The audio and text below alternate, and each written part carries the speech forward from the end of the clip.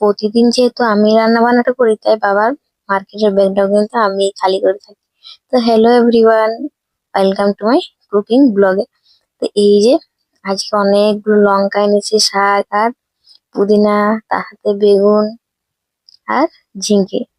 ঝিঙ্গে এই শীতের পরে প্রথম এনেছে বাবা, তাই দারুণ তো লাগবেই খেতে, তার না? তার সাথে ছিল লেবু। লেবু এখন বিশাল দাম, কি আর বলা যায়, কিন্তু দাম হলেও তো খেতে হবে। তারপর সর্ষে তেল দিয়ে ভালো করে কড়াইটা গরম করে কলটা ছেড়ে দিলাম। নুন আর হলুদ দিয়ে ভালো করে কড়া করে ভেজে নেব। চলো ভেজে নিই। ততক্ষণ কিন্তু শাকটাও বেছে নিতে হবে, তাই না? কারণ এই কড়াটা ভাজতে দিয়ে বসলেই কিন্তু অনেকটা কাজ এগিয়ে থাকবে। তারপর শাকটা ভালো করে বেছে কেটে নিচ্ছি। ততক্ষণে মাকে বললাম একটু কলটা দেখো, কারণ বারবার না উঠতে একটু ভালো লাগছিল না। তার মধ্যে মা বললো একটু শাকটার মধ্যে আলুটা দিয়ে দিস, বেশ ভালো লাগবে খেতে। তার আবার কি কথা আর অন্যথা হলো না, শাকের মধ্যে একটা আলু দিয়ে দিলাম। তারপর আর কি ভালো করে ধুয়ে তুলে নিতে হবে, কারণ এরপর কিন্তু শাকটাই রান্না করব। একটা একটা করে আজ সবজি কাটছি, কারণ আজকে এখন বাজে প্রায় 12টা 15-10 এরকম হবে। এত লেট হয়েছে আমার রান্না করতে, তাই একটা একটা কাটছি, একটা একটা বসিয়ে দিচ্ছি। এক নাগাড়ে বসে কেটে আর সময় হচ্ছে না গো। বেশ নুন দিয়ে একটু ভাপতে বসিয়ে দিলাম, আবার চলে এলাম এই যে ভাতটা নামানোর জন্য। কারণ ভাতটা হয়ে গেছে, মা ঝরিয়ে দিল, আমি নামিয়ে নিচ্ছি। বেশ, এই যে সুন্দরভাবে নামিয়ে নিলাম। ততক্ষণে শাকটা ভাপানো হয়ে গেছে, আর আমি শাকটা ভালো করে ছুটে নিব। তার জন্য কড়াইয়ের মধ্যে সর্ষের তেলটা ভালো করে গরম করে লঙ্কা আর রসুন দিয়ে একটু একটু ভেজে নিচ্ছি। বেশ ভাজা হয়ে এসছে, এরপর কিন্তু শাকটা দিয়ে দেবো। শাকটা দেওয়ার পরে 1 থেকে 2 মিনিট ভালো করে ভেজে তুলে নেব।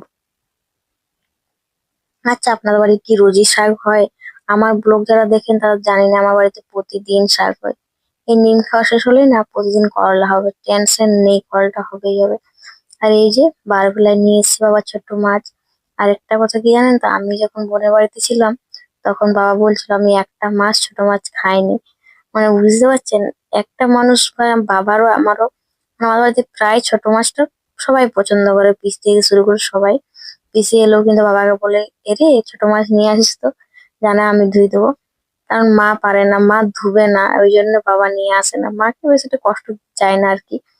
আর আমার এসব কিছুতে কষ্ট হয় না, কারণ আমার এগুলো অভ্যাস, মানে হয়ে গেছে আর কি। তারপর এই যে ভালো করে কড়াইটা গরম হতে দিয়েছিলাম, তারপর সর্ষের তেলটা দিয়ে দিলাম একটু বেশি করে। তারপর নুন, লঙ্কা, হলুদ আর সর্ষের তেল দিয়ে ভালো করে কিন্তু মাছটা মাখিয়ে নেবো। আর মাছ, ছোট মাছ তো দেখছি কি সুন্দর পরিষ্কার হয়েছে, একদম মানে সেই একদম কি বলবো, একদম কি সুন্দর লাগছে দেখতে, ফর্সা ফর্সা, তাই না? অনেক কষ্ট করে ছোট মাছ পরিষ্কার করতে হয়, যারা রান্না বান্না করে তারা জানে, মা কাকিমারা, তাই না? এরপর প্রথমে 4টা না 5টা বড় বড় ছিল, ওইগুলো ছেড়ে দিলাম। তারপর ছোটগুলো দিয়ে দেবো সাইডে। অল্প একটু নুন দিয়ে দিলে, যারা বলে যে মাছ ভাজলে নুন লেগে যায় কড়াইয়ে, অল্প একটু কিন্তু তেলের মধ্যে নুন দিয়ে দিবে ভালো করে গরম হয়ে এলে।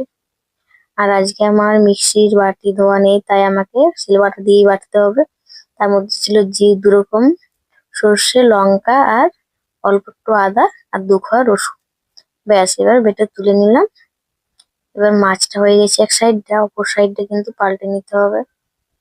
শিলবাটায় কিন্তু মশলা বাটলে খেতে সত্যি আলাদাই টেস্ট হয়, কিন্তু আজকাল আর পারি না শিলবাটায় বাটতে। আগে কিন্তু আমার বাবা মিক্সিতে খেত না। কিছুদিন হয়েছে, হয়তো 1 বছর হয়েছে, যতদিন আমার হাতটায় লেগেছে ঠিক ততদিন থেকে বাবা মিক্সিতে খায় আর কি। মিক্সি থাকা সত্ত্বেও আমাদের মধ্যে কিন্তু মিক্সিটা শুধু চলতো ওই যে চাল বাটার জন্য, সকালে পিঠে হয় চাল বাটার জন্যই কিন্তু প্রয়োজন হতো। বাবাকে কিন্তু কেউ খাওয়াতে পারতো না মিক্সির মশলা বাটা, এখন কিন্তু অভ্যাস হয়ে গেছে। এই যে বলে না মেয়ের কষ্ট সহ্য করতে পারে না, ঠিক সেটাই। তারপর ভেজে তুলে এই যে দিয়ে দিলাম পেঁয়াজটা। পেঁয়াজটা ভালো করে ভেজে, টমেটোটা ভালো করে একদম ভেজে নিতে হবে লাল লাল করে। তারপর 4 চামচ মতো দিয়ে দেবো সর্ষে বাটা, অল্প একটু রেখে দেবো ব্যাস রাতে চাটনি করার জন্য। তারপরে এই যে 3 রকম মশলা আমি আগে থেকে পিষে করে রেখেছিলাম, যে মশলাটা সেটা দিয়ে দিয়েছি। তার সাথে দিয়েছিলাম একটু হলুদ। এরপর ভালো করে কষে নিতে হবে অল্প একটু জল দিয়ে। যতক্ষণ না তেল ছাড়ে ততক্ষণ কষে তারপর মাছগুলো দিয়ে দিলাম। সব দিনই অল্প একটু ভাজা তুলে রেখে দিয়েছিলাম, এই যে বাবা রাতের সময় রুটি দিয়ে ভাজাটা খাবে তাই। আর অল্প একটু মাছ করে নিলাম। এই যে ধনেপাতা হলে না খুব ভালো হতো, কিন্তু ধনেপাতা না নেই আর আমাদের বাড়িতে এখনো হয়নি। আর এই যে ডালটা সিদ্ধ করে দিয়েছিলাম, যেটা হচ্ছে গিয়ে এখন ছুঁকে নেবো। কুর্তির ডাল, তার জন্য রসুন আর লঙ্কা দিয়ে ছুঁকে নিতে হবে। বেশ অল্প একটু হলুদ দিয়ে দেবো, কারণ আজকে আর হলুদ দিয়ে মানে সেদ্ধ করিনি, নুন দিয়েই শুধু সেদ্ধ করেছিলাম, নুন আর টমেটো দিয়ে, তাই ছুঁকে নিচ্ছি। এই যে ভালো করে ফুটে উঠেছে, এবার নামিয়ে নিলেই কিন্তু হয়ে গেছে।